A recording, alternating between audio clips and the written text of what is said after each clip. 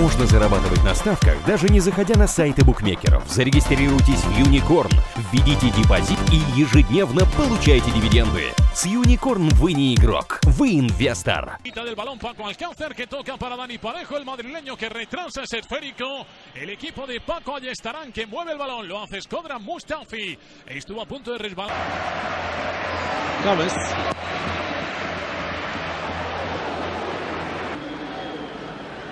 Диего Алвес също имаше проблеми през този сезон, които слушаме по време на мачовете на Реал Мадрид. Сега Кристиано! Спасяване! Великолепна намеса на Диего Алвес. Първа възможност за Реал Мадрид. Подаване за Марсело. 25 минути са в историята. Кристиано отново. Кристиано! Още един удар! Този път прошка няма! Кристиано Роналдо в 26-та минута открива резултата, след като само преди минута не успя да преодолее Диего. Другите два претендента за титлата също водят Барселона срещу Еспаньол с 1-0 и Атлетико Мадрид на Леванте със същия резултат. Погледнете още веднъж как беше елиминиран тук Аймен Абденур, за да се стигне до мощния диагонален удар в долния десен ъгъл. Къщна стъпка, но действително това си изненада за наемането на Леванте. Бъдете сигурни, че това, което ви казах за отбора на Реал Мадрид, важи с пълна сила и за атлети. Лукас Васкес. Дали трябваше да играе Бензема с топката, тя обаче малко случайно стигне до Хамес. Предполагам, че там е Марсело. Точно така центриране! Лукас Васкес! Великолепно спасяване на Диего Алвеш. Че когато играят с настроение, футболистите на Реал Мадрид винаги правят спектакли за публиката. Това става обикновено в мачове, когато тима не е под напрежение. А струва ми се, че този дуел е точно.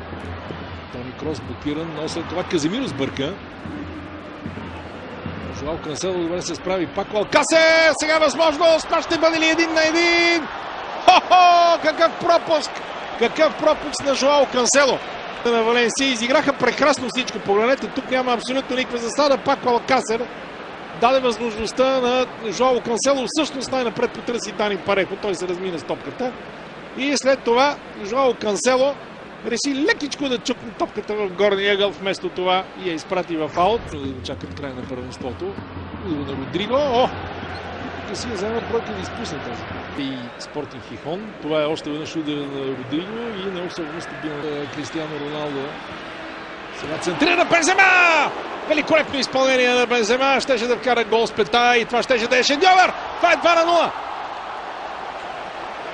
Ако няма засада обаче, да видим. Според мен футболист на Валенсия подаде тази топка.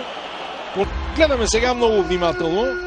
Ето подаването на Кристиано. Тук има засада на Бензема. Още тук има засада на Бензема и затова може би са протестите. След това Бензема пак беше в засада, но в тази ситуация специално всичко е коректно. Защото именно от кръка на това нещо бразилеца центриране. Има ли там негов съотборник? Лукас Васкес в наказателното поле. Пак висока топка Бензема! Великолепно спасяване на Диего Алвеш. За последен път първенството Реал Мадрид загуби тук. Парехо. Какво изпълнение! Греда не мръдна Кико. Прекрасен удар на Дани Парехо. Мисля, че много се беше предоверил на стената тук.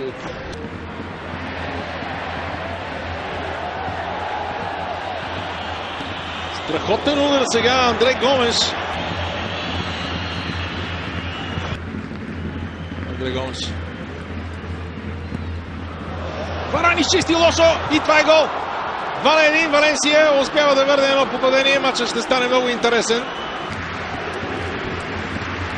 Още веднъж всичко видя от пробива на Андре Гомес. Лошото изчистване на Рафа Варан. И удара на Родриго. Много силен. Добро продължение към Каземиро. Атаката тръгва през центъра. Кристиано се измъква. Роналдо е сам диагонално. Роналдо! Удар на Роналдо! 3-1 за Реал Мадрид.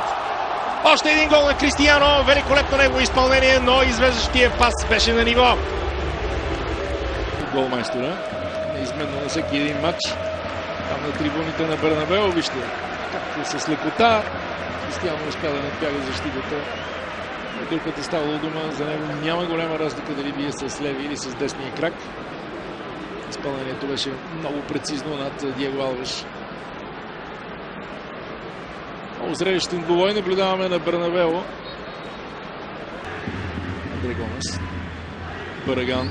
Отново Андре Гомес. И пак той. Хубава атака. Родриго след това. Удар! И спасяване на Кико Касия. Ще има на Камп Nou. Вече е 3-0 за Барселона.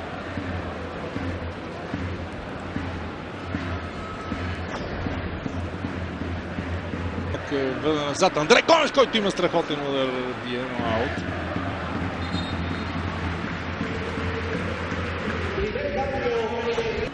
Андре Гомеш отново.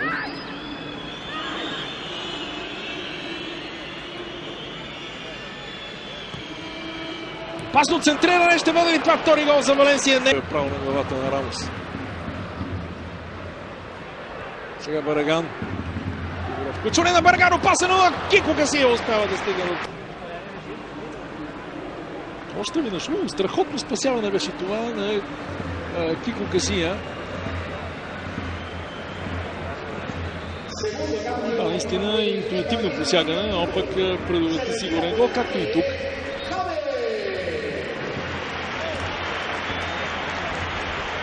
Смяна в матч без никакво значение. А Барселона добавя още един четвърти гол. Това е гол на Рафиня. 4-0 за Барселона. Също Еспаньол. Сега възможност обаче за състава на Валенсия. Ще бъде ли това гол? Не! О, какъв!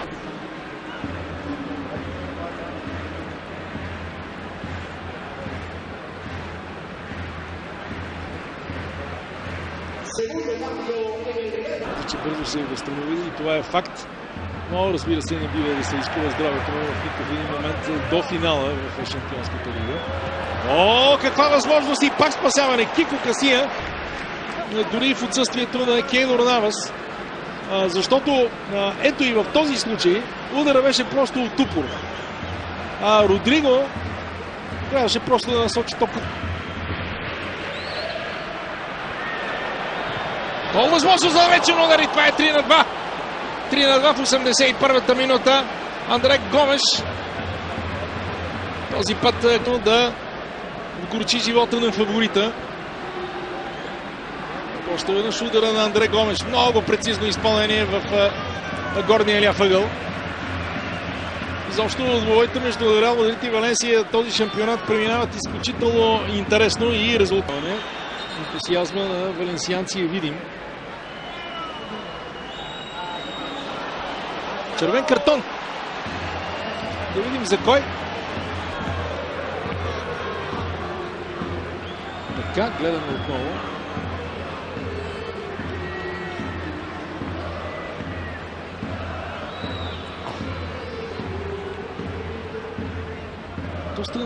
Доста непонятна ситуация, уважаеми зрители. Барселона в Гранада, нещо, което пак казвам, че никакви ми се вярва, ще значи титул за Мадрид.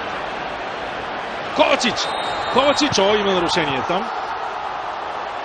Видите ли, хубаво, като има мачове, в които нищо не зависи.